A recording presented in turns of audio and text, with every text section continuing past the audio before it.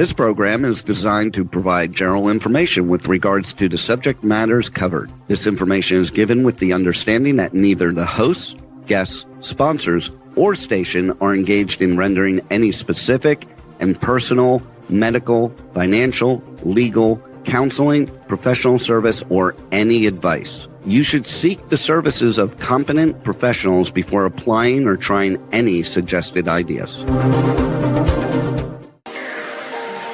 Hello, and thank you for tuning in to A Sharp Outlook on K4HD Radio and Talk or TV. I am Angela Sharp, your host. Our armchair discussions with industry experts will give you the steps, tools, and information to be successful in business and to prepare you to be your best self. Hello, I'm Angela Sharp, and I'm so glad you tuned in to A Sharp Outlook today, because we're here to assist you in your businesses, to help you find business solutions so that you can grow, so that your organization can be everything you ever dreamed of it being, and you're able to now be able to scale and expand because you have answers to some of those problems that are happening inside your organization. I called this SOP Business Solutions. I know everybody, when they see the word SOP, they're thinking about paperwork. I don't want you to be afraid of the paperwork because it's a lot more than just paperwork. It's just a guidance, but the activities begin when you have those processes working in a way that it smooths your organization and provides efficiency. You know, one of the things that SOPs help you to have is you get documentation, you're able to measure, you're able to refine, and transform, situations that are in your organization. And I'd like to say, if you are writing down different things like that, instructions of processes to give to those that are going to follow them, I would like you to not do how they normally are written. They're more technical, but make them so that they're user-friendly. Make them so that people understand them. Make them so that they are able to achieve the goals that you have set out in those particular process documents, and they're able to meet what your expectations are, because that's the whole purpose, is getting these solutions so that they are meeting your expectations, so they're meeting your goals. Include some visuals in them. They say that research says that when you have visuals in your documents, whatever they are, a screenshot or whatever, they improve understanding up to 65%. So put some charts, put some visuals, put a little video in it, whatever it takes, so that they can comprehend the changes that are going to be taking place in the organization. You want to be able to track certain, they call them KPIs. We have so many acronyms. Key performance indicators. You're going to be able to get this information because you're going to have efficiencies in there to be able to create this. And one of the things I want you to understand, another acronym, SME, subject matter experts. We at A Sharp Outlook, we try very hard to make sure we bring in the best experts, the best subject matter experts that know what they're bringing to your organization, know how to help you resolve issues in your organization. And today we have one of those subject matter experts, and we always bring them on so that you are informed and know exactly what it is that you're needing to do to make your organization the best that's out there and meets the dreams that you've always been wishing for.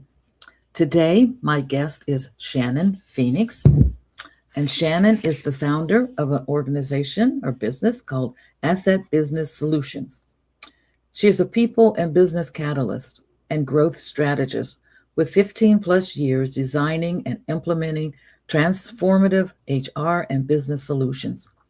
She is skilled at aligning people's strategies with organizational objectives to drive sustainable growth, enhance employee engagement, and foster high-performing teams.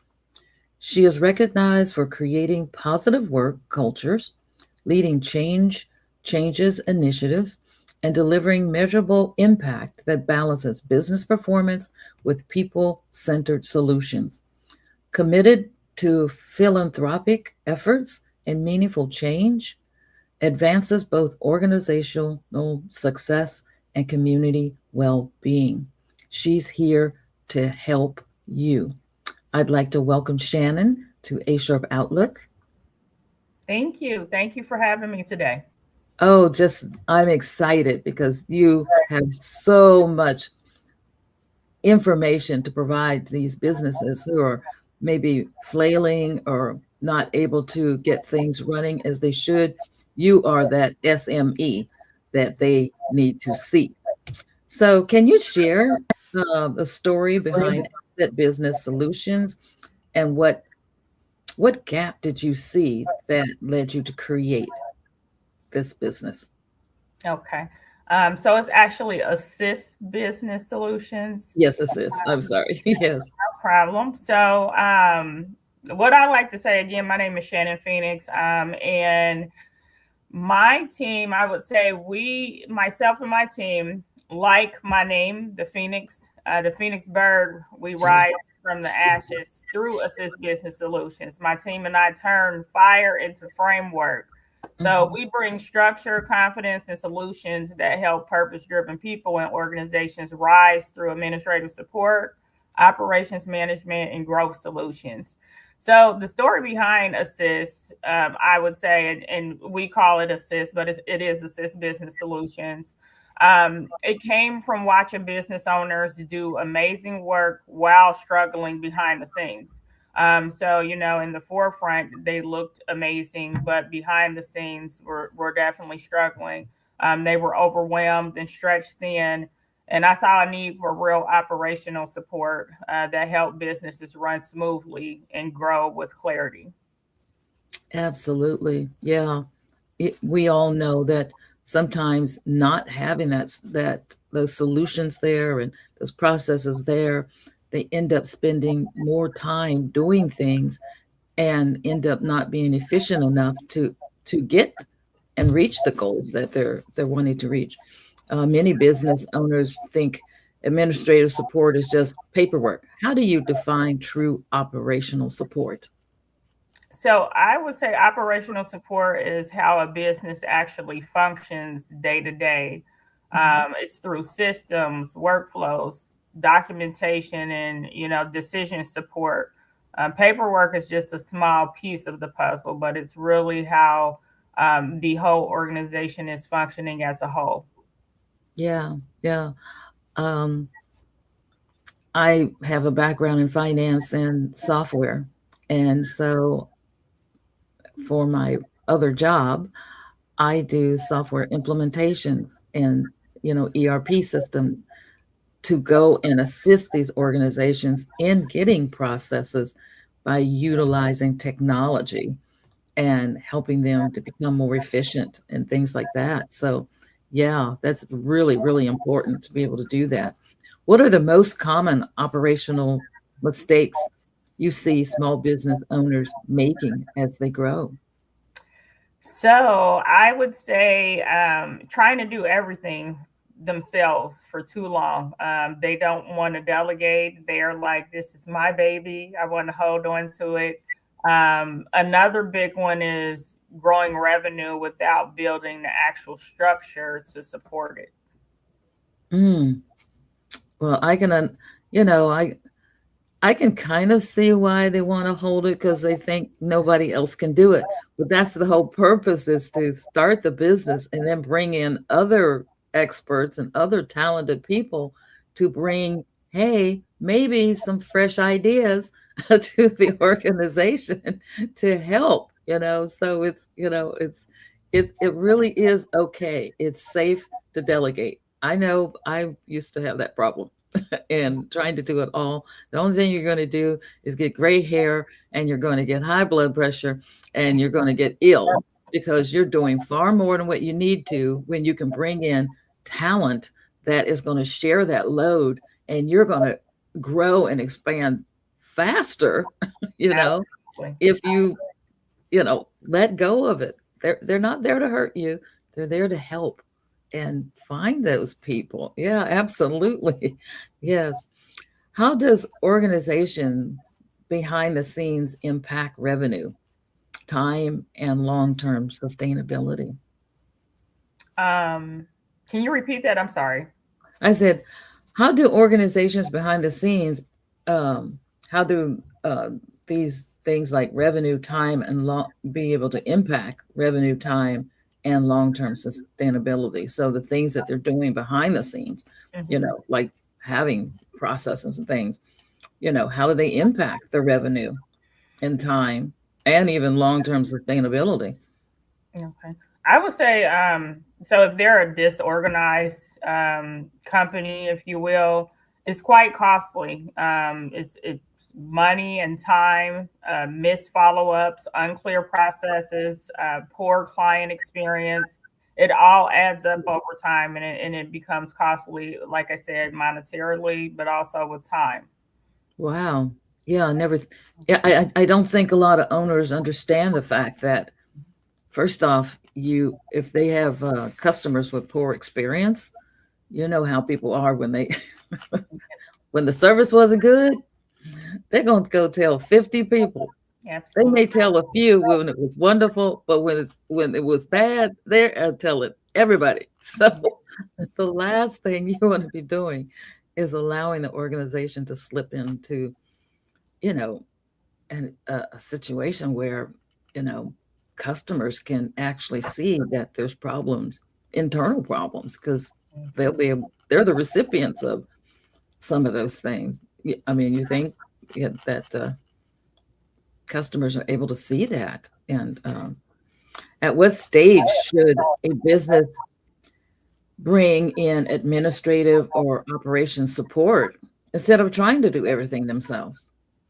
I would say as soon as things start slipping, things start falling to the wayside, we're not meeting deadlines, and then also when the owner feels overwhelmed, it's very easily to get burned out if you're trying to do everything. So I think support works best before the burnout hits. Mm-hmm. Yeah. And, I'm on social media and I hear a lot about, managers and leadership needing, to kind of talk about how they're managing because they have burned out to the point where they're not even able to expand their business because the thought process they had before, they're still burned out. They can't even imagine or reimagine or think or everything, working until they're just falling to sleep and then getting up and even begin dreading even coming to their own jobs, their own dreams, seeing it happen. That's when they need to be getting some support, right? Absolutely. Uh, Maybe even before then, because I know there's a time where you kind of feel like, wow, there's just too much on my plate. I'm wearing way too many hats.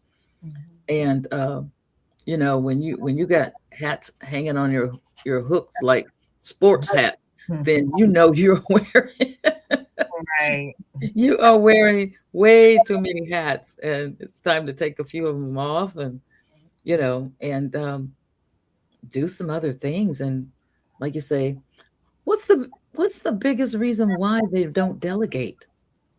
I think it is the fear of, it's their creation and they want to make sure that it's, operated accordingly, according to their standards. But again, you created this to share with the world. You're not going to be able to grow unless you start delegating. And then it provides you that not only the peace of mind of knowing that my business is still running, according to plan. And that's, again, I'm sure we're going to talk more about that, but creating those, standard operating procedures so that when you delegate, people can see out your vision according to, how you saw it. Right, right. And then when they're even thinking about doing those standard operating processes and things like that, I think one of the things, just from my management experience over the years, one of the things that managers have a problem in doing is making clear as to when the project is done and what was the expectation. They just think people are reading oh, they're reading my mind. They know exactly what I want. No, you need to move your lips and tell people exactly what you're expecting so they know that they have reached the goal, because they're scared because they don't know what you want. And then they're basing it on what they know and their experience or prior experiences. And it's not your expectation. And so then you got a whole nother problem you got to deal with, So, just kind of making it clear, it's done when we reach this. It's done when, this is functioning. It's like go live on software. We're done when all of the modules are functioning, the information's flowing through, and the reports are generated, and the numbers are right. And we're not done till that's done. So just making it clear as to what done really means. That's important. I agree. You talk about business readiness. What does being ready really mean in terms of, all of the things that they're doing, especially if they're dealing with funding, contracts, growth, and opportunities? What does readiness mean? So I would say it means having clean records, documented processes, systems that show the business can handle growth opportunities. So at Assist Business Solutions, we work with our clients to establish the foundation. And then once we have established the foundation, then we move to creating the structure for growth. And then it's sustaining the growth. So you have to definitely have those different steps in place to be able to grow. Right. And just even thinking about the growth is really important. And then now, how do they handle when you're talking about growing? If you mentioned that they've got to do it in steps instead of phew, okay, now I got 14 locations. Do they handle that well? Not all the time, but it's really just having those open and honest conversations in regards to, you really have to crawl before you walk. You can't just skip steps and if you do, then you're definitely going to stumble. So it's really having those open and honest conversations to why we do what we do, why we want to do things in steps and phases, and making sure that we're hitting all of the checkpoints before moving to the next phase. Right. And especially when you're talking about dealing with funding or contracts or things like that, being able to actually talk to, the funder or talk to the company that you're going to be contracting to do work for or whatever, being able to explain how you're going to achieve their goals, how you're going to, answer their problems and things like that, thinking about those kinds of things. Yeah. Small businesses do have they have a lot of hoops they have to jump through to become what it is that they're trying to reach. But with guidance, I'm just telling the truth. If you get an expert in there with some guidance and you're like, oh, no, I can't afford that. You can't afford not to do it. Absolutely. Because you either want to grow or you're either going forward, standing still until it just doesn't work anymore, or you're going backwards, which is definitely not the direction you want to be going. So, yeah, it's really important. Absolutely. So standard operating procedures sound boring to some people. even we who have to do the work all the time on them. Yeah. Why are SOPs actually critical for consistency, delegation, and scaling? Okay, so I say SOPs create clarity. They make delegation easier, because when you have those things written out for some, when you're passing it to the next person, now all they have to do is follow directions. It reduces mistakes. It keeps the business running consistently without everything being, depending on the owner.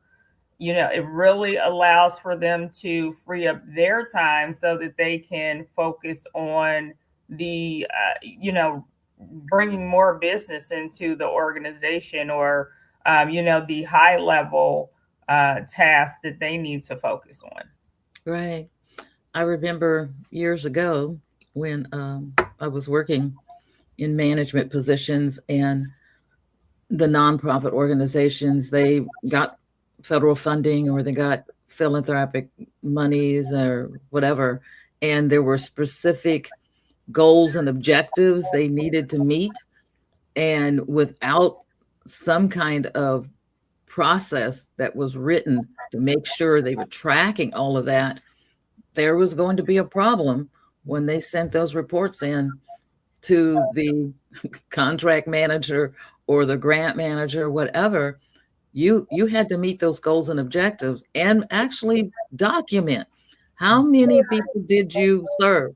What were the results of the people you served? I mean, very specific. And then even have a third party come in and doing evaluations to see, did you really achieve the goals and objectives for that money that you had? So, it keeps you out of trouble, because if you don't meet those goals, or the money was spent on disallowed purchases, then you're gonna have problems, and put your money in risk of possibly being, stopped or held up or canceled.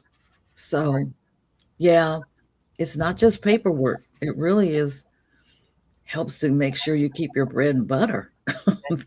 That's how serious it is. How do systems and processes and structure create more freedom for business owners instead of more work?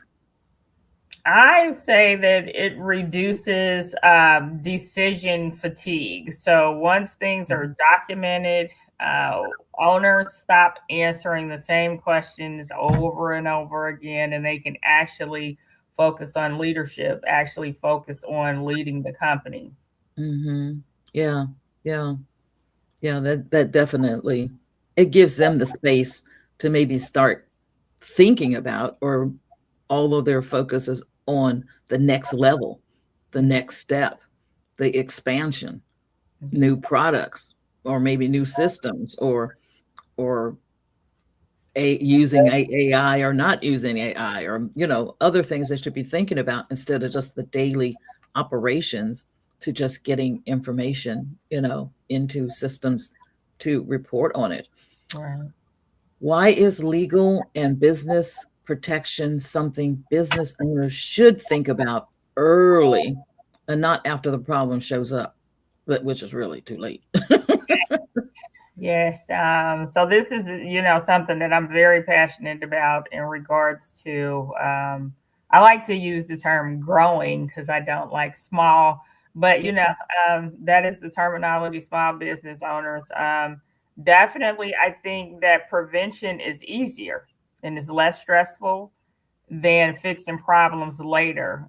Early planning gives you peace of mind. So Mhm. if you have that protection in place, then you can go to an expert that can help you versus going on Chat GPT to see Tell it, girl. what what you may be facing from a legal standpoint. So Sure. definitely having those systems in place is a necessity. Yeah, absolutely.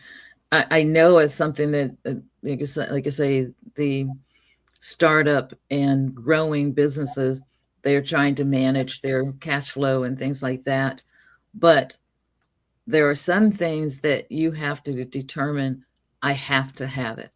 And legal advice, SMEs, a good controller, CFO, or whatever, even if it's, on a contract basis, somebody that's going to tell you about the compliances that you need to meet so that you don't, end up in a situation. And if you do end up in a situation where all of the rules and regulations weren't followed, they are going to have the expertise to be able to help write up or make changes or do something so you can remediate, some of the backlash that you're going to receive from not following all of the rules and regulations as you should, especially when you were talking about federal awards and things like that. They can be unforgiving at times. So you want somebody, first off, that's going to tell you up front what needs to be done and walking everybody through these processes and explaining, this is why, that's what was one of the things I always said. This is why, and I know you do too. This is why you want to follow this process to the T, because if not, the auditors are going to come in. Yep. The contract manager is going to be reviewing it, and they're going to be able to see. Don't think they're not going to be able to find it. Absolutely. With the technology today, and especially if you have a system, there's no way they're not going to find it. Like they say, you just, all you have to do is follow the money. Yep. You'll find it. You always find it. How does proper documentation, policies, and workflows protect a business owner beyond just compliance? I would say they set the expectation, create accountability, and reduce misunderstandings as the business grows, for sure. Mm-hmm. Yeah, definitely. Definitely. What role does delegation play in scaling in business without burnout? I mean, what role delegation play? Yeah, a stated delegation, frees the owner from the daily tasks. So growth does not come at a cost of their own health or time. Like I said, it shows up in different ways. You spoke on it earlier. It's the stress that starts breaking the body down. It is the time that, it affects you in different ways, for sure. Yeah, definitely. And then, I'm sure even when things aren't running smoothly, because I know when I go in to help set up systems, it's not only affecting the business owner, it's affecting the staff that's there. They are stressed too. They're not coming to work not wanting to do their best job, not wanting to perform to the point of excellence. But when you don't have all of these systems you're talking about set up, then they're in there working through something that's chaotic, doesn't really meet the solution. And so you're not the only one getting burned out as a business owner. The staff, they're burned out and they're scared. And, having this SME come in and help work this out so that you've got this cohesiveness and this teamwork, because things are flowing right. It really would make a difference, don't you think? Yeah, absolutely. To your point, your staff is scared. They are feeding off of your energy. If you're coming in and you're demonstrating that you're stressed and overwhelmed, then they start panicking. They start feeling, what you're feeling. And it's that you're creating the sense of uncertainty. And, your staff should feel as though they're coming into a stable environment that we're all working cohesively to grow the business. So, yeah, I definitely agree. How do you help business owners move from reactive mode to operating with intention and clarity? So when we first work with a client, we identify what is the breakdown. So not just speaking with the owner, we also, will start speaking with, the project managers, the actual team players within the organization, to figure out, because sometimes the owner doesn't tell you everything that's that's going on. But we try to talk to the key players to see what the breakdown is. And then once we identify those, we build systems that support their goals. And because structure changes everything at that point. But first you have to come in and identify what the breakdown is. How do what types of businesses benefit from the services that you provide, and why? I would say growing small businesses. If you're looking to grow, you don't want to just be a one-man show. Because you can't be a one-man show if you're looking to open another location, or you're looking to add additional equipment. You can't run all of those different facilities by yourself, and you can't run the equipment by yourself. So I would say, growing small businesses that need structure to scale without the chaos. Can you share kind of like a client success story that demonstrates the power of strong operations and support? Absolutely. So we had a client that was a bit overwhelmed, husband and wife organization. A lot of the weight of the organization fell on the wife's shoulders because the husband was always traveling for the business. He had not duplicated himself. He had not delegated the task within the organization. So we came in organized by implementing workflows and documentation. We started training the staff to, and I'm trying to make sure that the client remains anonymous, but making sure that we duplicate the owner, so that can free up some of his time to actually lead the organization along with his wife. So that gained them time, clarity, and then growth readiness at that point. And when you go in and you're like you say, you're going in and looking at the workflows and different things like that, and you begin explaining where maybe there needs to be more efficiency or different things, how well is that information received?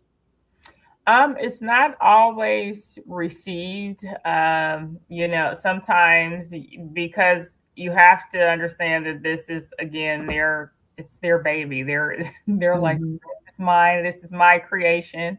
So it's similar to a child. You are trying to do everything right to, rear that child up into adulthood. But sometimes things don't, you have to make adjustments. So really it's having those open and honest conversations. It's not received sometimes well, just because it's not, I don't think it's taken personally. It's just that they're very sensitive about their creation. But we want to come in and help them understand that we want to help you rear the child up into adulthood, to where we can, it can go off on its own and grow without so much of your support. So I really think that that's part of the reason why, when we come in, we want to not only speak with, and sometimes it's just a one-man show. And it's really getting into, okay, well, what does your task look like from the day-to-day basis? and really understanding where they're spending their time, and then having those conversations. However, when it's a team, we like to talk with the team to find out, so where is the breakdown? Where are we, not having the streamlined processes and procedures so that we can figure out the problem and then create the solution. Yeah. I know at times when I go into environments and I'm setting up processes, because you have to do that when you set up the system, because it was written to, the software is designed to follow all compliance and things like that. And so a lot of changes. And I also end up seeing the emotional battles between departments. Yep. I mean, the finger pointing, the things that they say. And so then when I'm having to go in and investigate so I can make the process better, then I find out, well, things were being done that way because the department that's complaining was not providing all of the necessary information for them to be able to be successful in providing what was needed. And, do you ever have to deal with breakdowns of communication in Yeah, departments?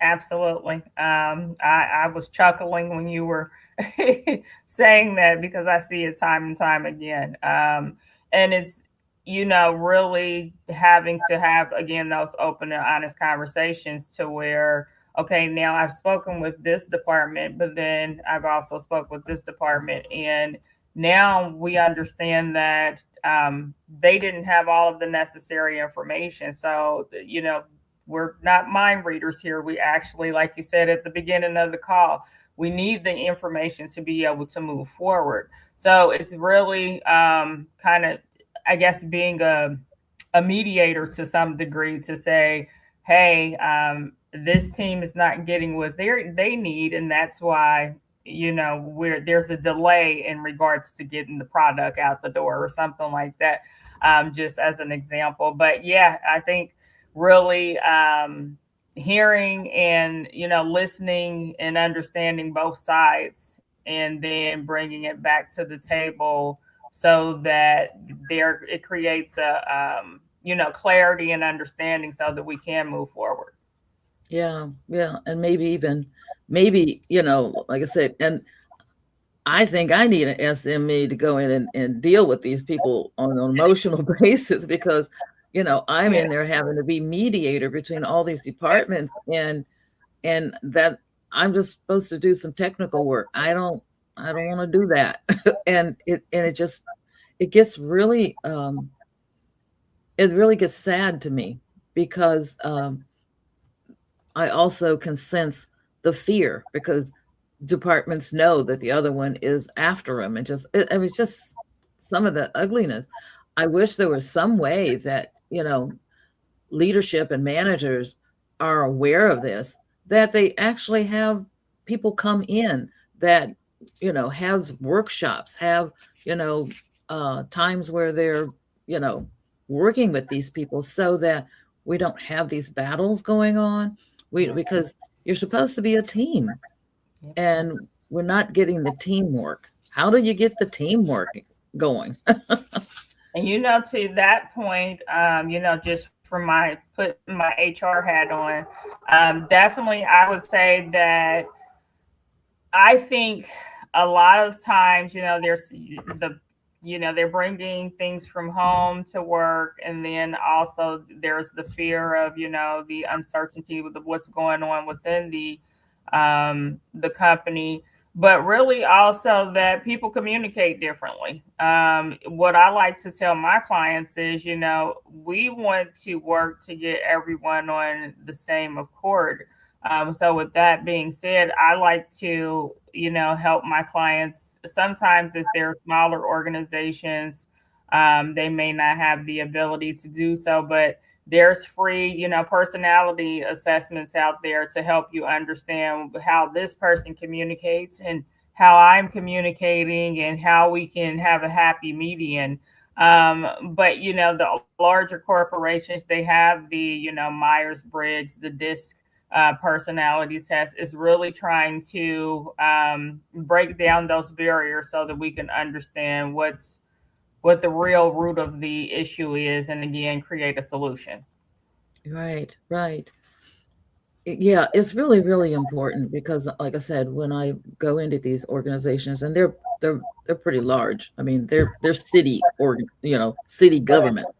I mean, they're huge organizations, and there's so many different departments to deal with, and there's so much dysfunction on the communication level, and and I don't know whether it's people are being intimidated. I don't know all of the sources, but I know there's fear there, and that within itself is a challenge that needs to be dealt with. I'm not an expert in that area. I just go in as much as I can and say, okay, let me go back and talk with them and help them understand your frustration. Right. And so that, and that ends up making the project so much longer than what it needed to be. Going in there, just configuring it and making it work should be very easy, but it's having to deal with all the emotions, the processes, and they've been going on so long, people have become hardened, and and they don't want to cooperate, Right. because of hurt feelings and different things. That's just huge. Yeah. For business owners listening to you right now, what is one operational change they can make this week that will have an immediate impact? I would say document one task that you repeat weekly.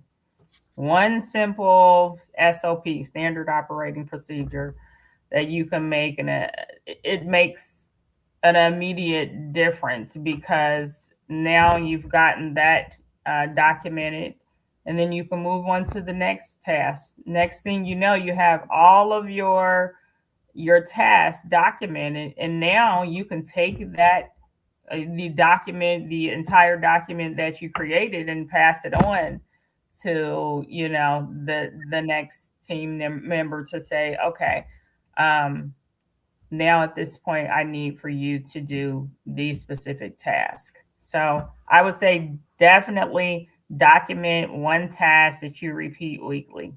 That's the start. Yeah, definitely.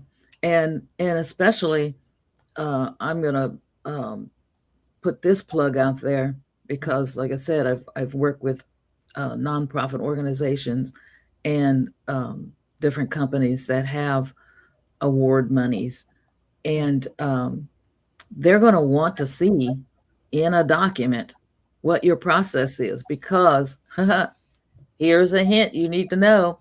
They use that document, then they actually follow the process, and they look to see whether or not your process is actually, you know, emulating exactly what is written in that document.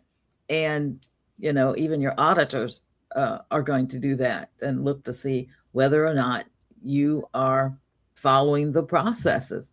And if not, you're going to get a nice little write-up that talks about that the processes are not being followed, and these are the risks that can be created, and different things like that. So they're not just supposed to be a piece of paper. Am I right? Correct. Yes. Definitely lead to those compliance issues, fines, legal fees. You just, yeah, definitely you want to make sure that you're consistent in your documentation and you're actually following those standard operating procedures.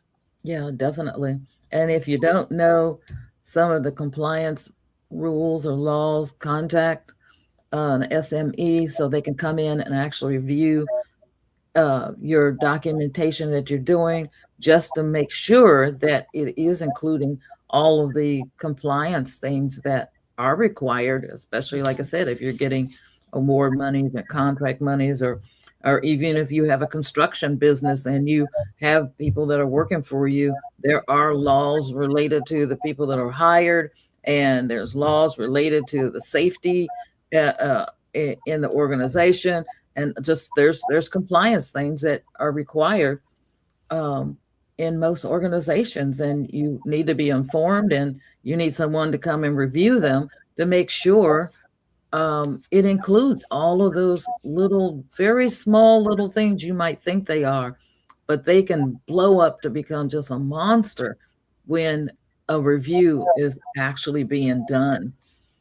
So I would like, before we, run out of time, I would like you to explain how our listeners, because we're on radio and then TV too, how can they get in touch with you in your organization? Yes, you can reach us at our website, assist biz, that's assist biz solutions.com. Or you can follow us on Facebook. It's the Assist Way is our tag name, our tag. I guess that's what you call the tag name. Mhm. And then also on Instagram, the Assist Way. And we're on LinkedIn as well under the Assist Way. Yeah, definitely. And so they can contact you and they're going to get that expert information from you that's going to help them grow. And she's also going to give you the truth. So buckle down and get yourself all situated, because one thing a business owner always needs, you got your friends, you got your family, and they always tell you what you want to hear. Yes. You need somebody who's going to come in and tell you what you need to hear, which Absolutely. are two different things. And that's what this lady in her organization provides, the truth that is going to help you make those decisions, make those changes, make those moves so that you actually can expand and grow. And you can take off the puffy hat saying, oh, I'm all that and a bag of chips. No, you need some direction. And that's what we're here to do, is help you get that direction that you need to actually be. Is there anything else you'd like to share with the audience today? Definitely. If you are someone that are looking for, some guidance and support, reach out to us. Again, Assist Business Solutions, assistbizsolutions.com. We'll help you establish the foundation, create the structure for growth, and then sustain the growth. We provide your administrative operations management, funding options, and then also your legal service plan so that you can make sure that you're protecting the creation, protecting your creation. Yes. And I do want to ask you, I see on your post you do this Monday money. What does that mean? It's Money Mondays. It's we are independent funding brokers. So we have the ability to provide funding anywhere from $500 all the way up to $2 million for those individuals that may be struggling with getting funding through your traditional banks, if you will. So this is alternative funding options for business owners that may have the revenue, but their credit is not, all the way up to par. So really, Money Mondays is just giving you tips and tricks to make sure that you are positioning yourself for funding. Yeah. And I know every small and growing business out there, money is one of the critical things that kind of holds you back. It shouldn't. There are options, there's opportunities. And like I said, she's told you to follow her social media so you can get those tips to find out where you can receive some type of funding to do the gap, to fund, the gap time where you need to have funding or something until your award comes in or your payment comes in or whatever the situation. There's that nobody doesn't want to know about where to get money. And let me tell you, don't leave the money on the table. Yep. It's there. Then contact people who knows where it is and go get the money to help your business to be able to grow so that you can eliminate at least that problem in your plans for growth and opportunity. I just want to say thank you so much for being here on A Sharp Outlook. I know the audience was very informed of what it is they need to be doing so that they can grow and expand and get that order in their business so they can be successful. So thank you so much for being here. Thank you for having me. I appreciate your support and just helping us get our voice out there and elevating our mission. Yes. And to those that were here, I know you learned a lot, and share it with other business owners that you know so that they can be getting this expert information also. This is A Sharp Outlook. We're here every Monday at 11 a.m. Eastern Time, 8 a.m. Pacific Time. We're here to give you information so that you can be your best self and your business can be what you would expect it to be. Thank you again. And as I always say, stay informed. I want to thank you for joining us on A Sharp Outlook. We have been informed and energized to take the next steps. We have posted links to websites and videos to learn more on today's topic. Please join us again next week for another thought-provoking conversation right here on K4 HD Radio and Talk 4 TV. Listen to the podcast on all the podcast apps. And until next week, stay informed.